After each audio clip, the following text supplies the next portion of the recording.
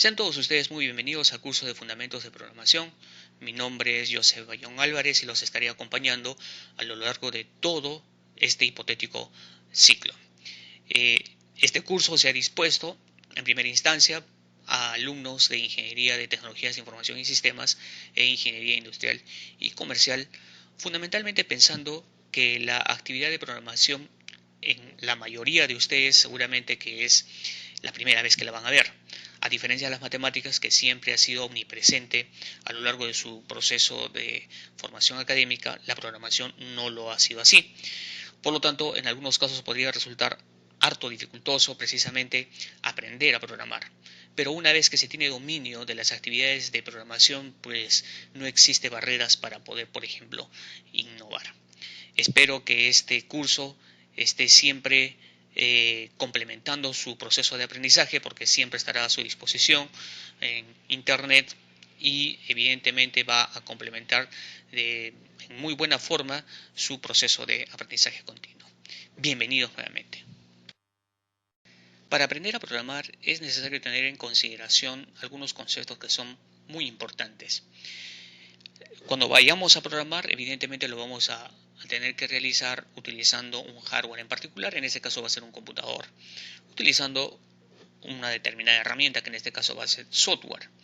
El software vendría a estar dado por, dentro de la diversa variedad de recursos que vamos a tener, los programas que nosotros vamos a desarrollar utilizando un lenguaje de programación en particular. Nosotros vamos a cumplir dos posibles roles. En un momento dado podríamos ser usuarios finales del programa que alguien elabora o que nosotros elaboremos, y evidentemente vamos a tener que cumplir el rol de programador.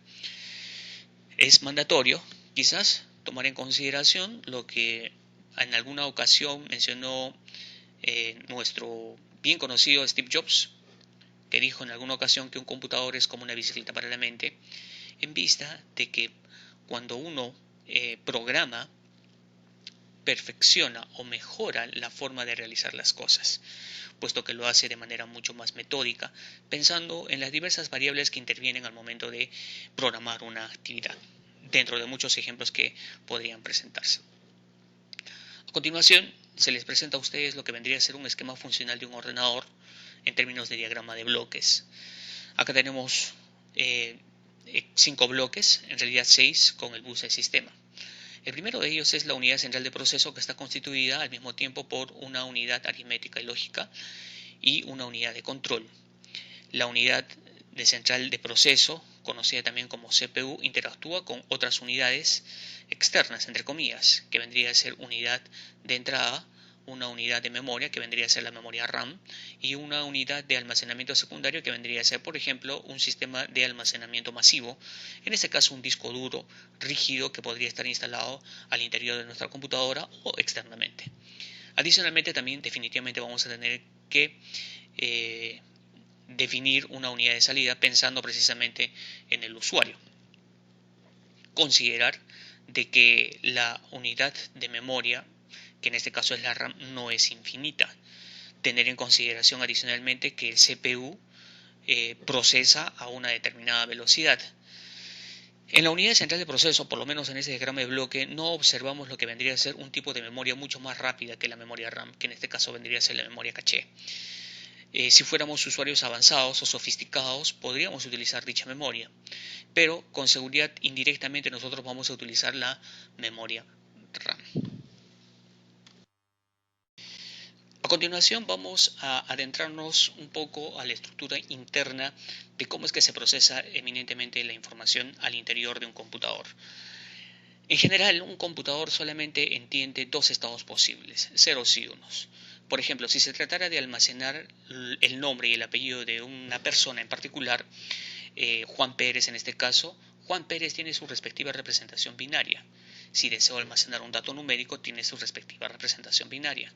Si deseo establecer una orden, por ejemplo, abrir fichero o abrir archivo, tiene su respectiva representación binaria. Si yo voy a ordenar imprimir algo, tiene su respectiva representación binaria. Todo lo que se procesa al interior de un computador se hace en términos binarios. Lenguajes de programación. Es necesario desarrollar un conjunto de programas. un programa está compuesto de un conjunto de instrucciones que se ejecutan en un orden en particular. Ejemplo, se solicita desarrollar un programa que posibilite el cálculo de la suma de un par de números previamente ingresados. Si tuviéramos que establecer un orden en particular, estaría compuesto de estas 6 instrucciones. La primera instrucción implicaría el mostrar en pantalla un mensaje que solicite al usuario ingresar el primer número. La segunda instrucción es capturar dicho número y almacenarlo en memoria. Seguidamente, como tercer paso, mostrar un mensaje semejante al primero, pero para la introducción de un segundo número. Como cuarto paso, leer dicho número y almacenarlo en memoria. Como quinto paso, calcular la suma de los dos números y también almacenar el resultado en una determinada posición de memoria. Y finalmente, como paso 6, mostrar en la pantalla un mensaje para mostrar al usuario el resultado final. El punto es que, por ejemplo, sería sumamente ilógico exponer el paso 5 como paso 1. ¿Por qué? Porque definitivamente para el cálculo de la suma de los dos números, primeramente tendría que haber solicitado el ingreso de los dos primeros números. Entonces, la disposición de este conjunto de instrucciones obedece a un orden lógico. Lenguaje máquina. En general, como ya habíamos manifestado hace unos minutos, el único lenguaje que entiende en realidad un computador es el lenguaje binario. Pero evidentemente nosotros no podríamos programar en un lenguaje binario. Un lenguaje un poco más próximo al entendimiento humano podría ser el lenguaje assembler o lenguaje ensamblador. Pero definitivamente aún así resulta complicado. A este lenguaje intermedio denominado assembler se denomina lenguaje de bajo nivel. Si existe un lenguaje de bajo nivel, significa que existe un lenguaje de alto nivel, teniendo como definición que los lenguajes de alto nivel se caracterizan por el uso de macroinstrucciones similares a las instrucciones en el lenguaje natural, las cuales en el momento de ser ejecutadas por el computador tienen que ser traducidas al lenguaje máquina, que realmente es el entendido por las computadoras. Evidentemente necesitamos un intermediario, que en este caso vendría a ser un compilador o un intérprete. Existe en el mercado una variedad de lenguajes que podríamos citar, entre ellos por ejemplo el lenguaje Ada, Algol, Basic, C, C++, C#, Clipper, COBOL, Fortran, Java, entre otros lenguajes. El lenguaje en el cual nos vamos que va a servir de base para nuestro proceso formativo va a ser el lenguaje C++, que fue desarrollado en un entorno Unix en 1972 y poco a poco ha ido convirtiéndose en un lenguaje ampliamente utilizado por la comunidad académica, y hasta que en Estados Unidos fue estandarizado por el ANSI, e inclusive se llegó a proponer un ISO estrictamente para este lenguaje. Como habíamos manifestado, un programa está compuesto por una variedad de instrucciones.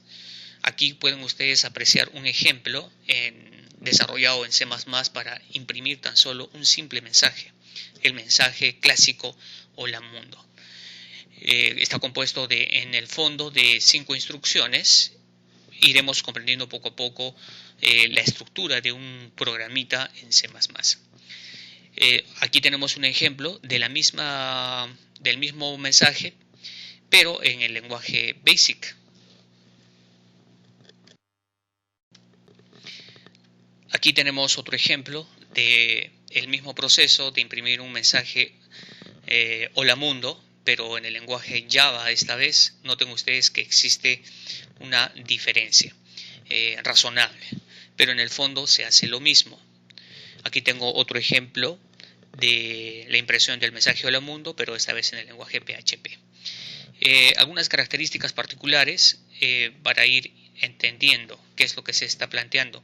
Noten ustedes que como definición del lenguaje de alto nivel se menciona de que un lenguaje de este tipo se caracteriza por el uso de macroinstrucciones. ¿Dónde están las macroinstrucciones? Por ejemplo, aquí en el lenguaje C++ tengo la macroinstrucción denominada cout, compuesta por por este par de símbolos más, entre comillas, el mensaje hola mundo o el mensaje que nosotros deseamos expresar. La macroinstrucción en el fondo es cout y lo que va a posibilitar es de que el mensaje hola mundo aparezca en pantalla en cuanto se ejecute esta macroinstrucción.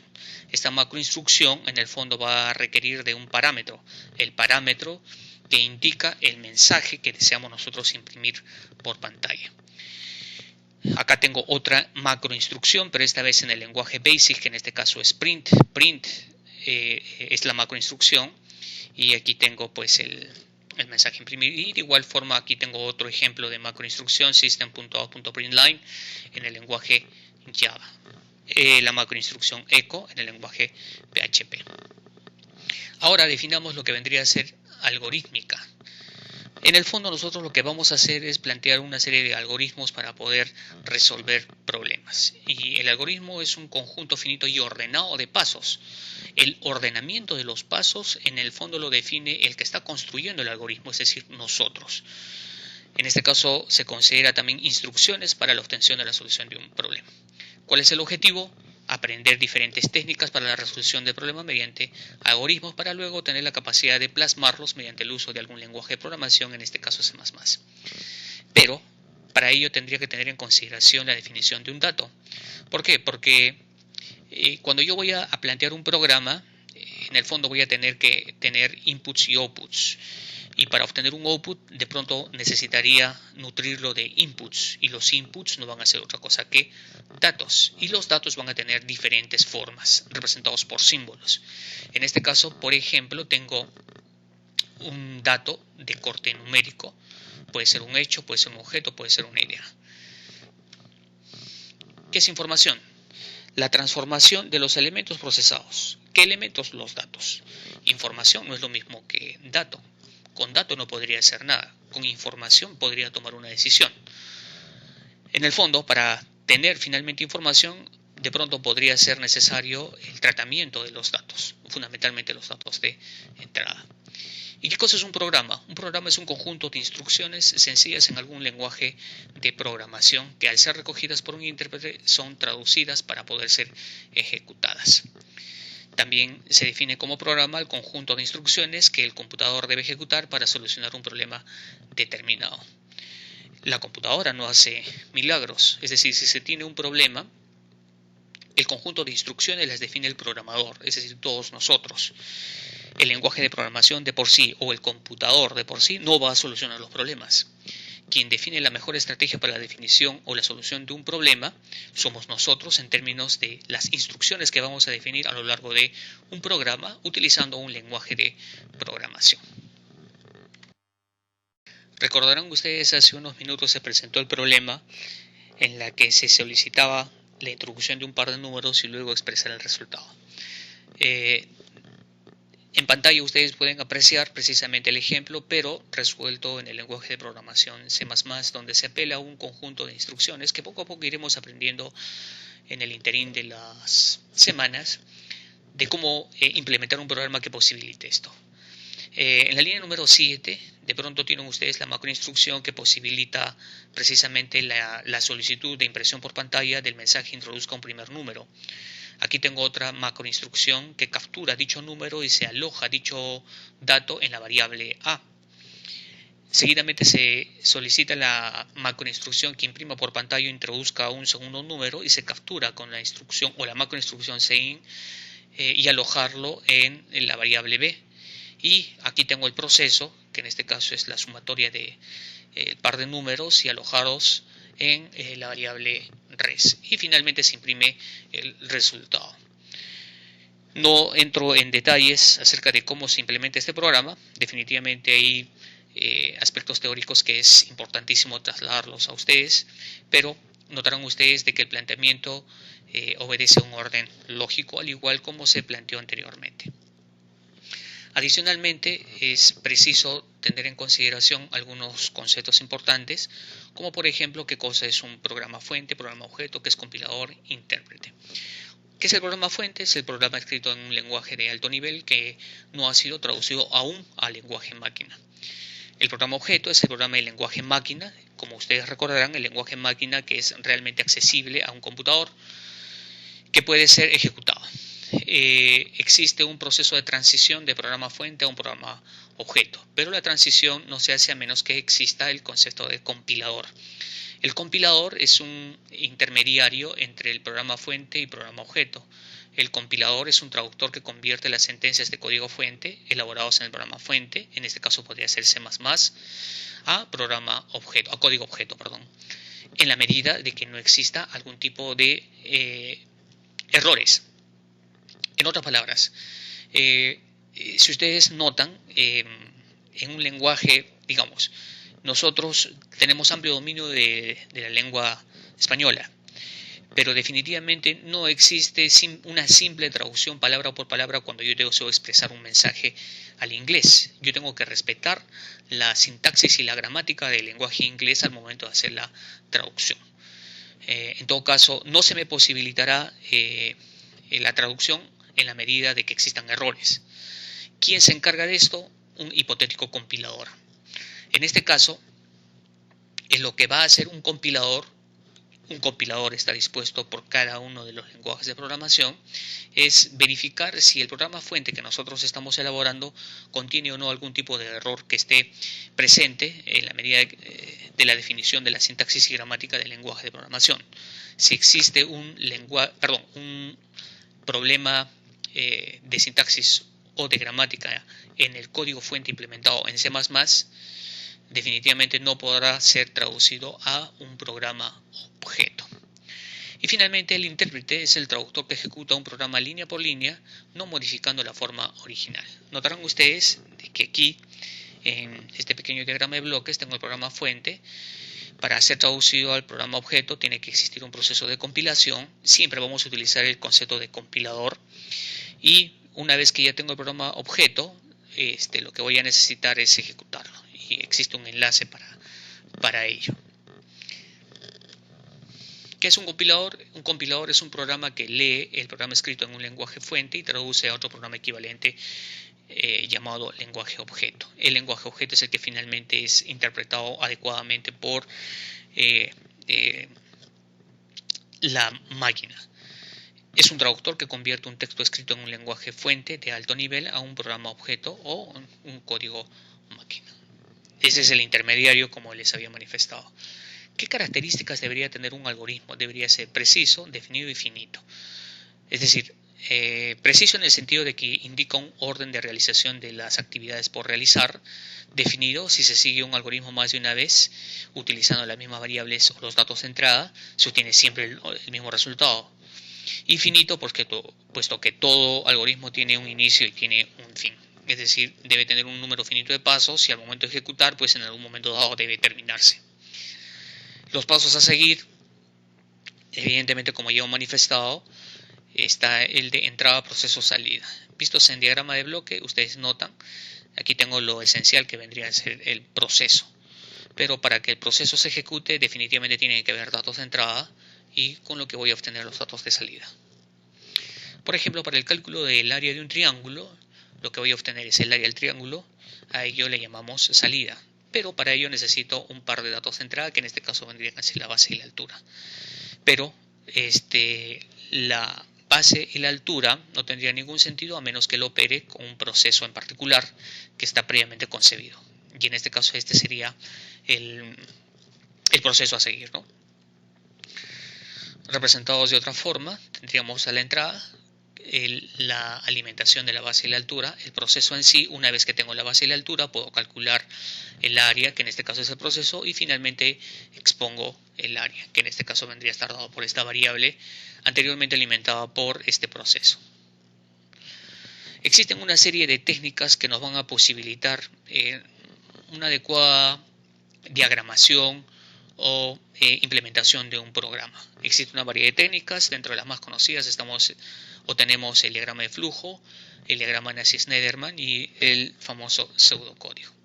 ¿Qué es un diagrama de flujo? Es la representación de algoritmos utilizando símbolos gráficos unidos por flechas, denominadas líneas de flujo, que indican la secuencia de ejecución.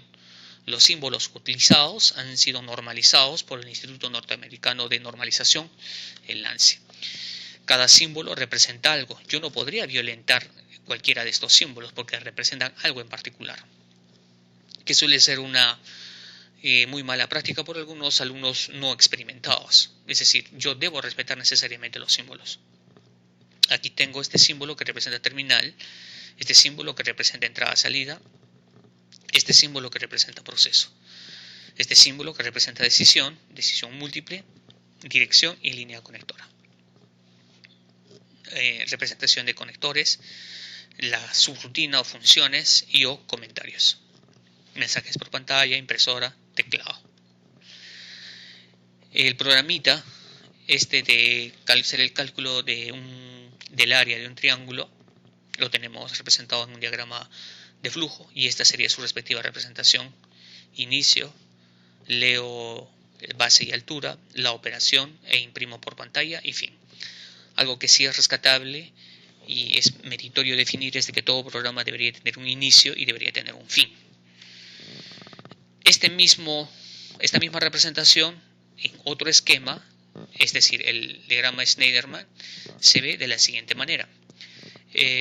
Se construye en función a bloques horizontales y definitivamente tiene una interpretación secuencial. Es decir, una vez que ejecuto esta línea paso a ejecutar la siguiente instrucción. Luego que ejecuto esta instrucción paso a ejecutar la siguiente instrucción y así sucesivamente. Y bueno, evidentemente tengo el mismo resultado. Pseudocódigo. El pseudocódigo es algo que parece código pero en realidad no lo es. Utiliza un lenguaje de comunicación propio como el inglés o el español, es decir, nuestro lenguaje natural. La ventaja del pseudocódigo es que en la planificación del programa el programador se concentra en la lógica, más no se preocupa en las reglas sintácticas del lenguaje específico que vamos a utilizar. El mismo programa visto anteriormente, el cálculo del área del triángulo, podríamos representarlo en términos de pseudocódigo, como ustedes lo están apreciando. Lo que es rescatable mencionar aquí es que las instrucciones se leen secuencialmente una detrás de otra. Y como en el caso anterior, tiene un inicio y tiene un fin. Y las instrucciones se leen secuencialmente.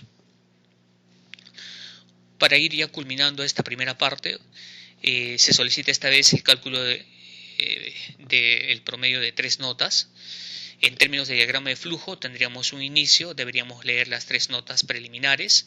El cálculo estaría dado por la sumatoria de las 3 notas y luego divididas entre 3, alojadas en una variable llamada prom. Y lo que voy a imprimir como resultado es precisamente prom. Y fin. Este mismo programa visto en Nash-Schneiderman, la notación Nash-Schneiderman, estaría dado por este conjunto de instrucciones, todas establecidas o leídas secuencialmente. Vuelvo a repetir de que una vez que se lee esta instrucción se pasa a la siguiente. La anterior instrucción nunca más es leída a menos que la configure según se estime por conveniente. En pseudocódigo, noten ustedes que también se establece un orden lógico de ideas establecidas secuencialmente, preconcebidas evidentemente, y donde el proceso central está supeditado por esta pseudoinstrucción.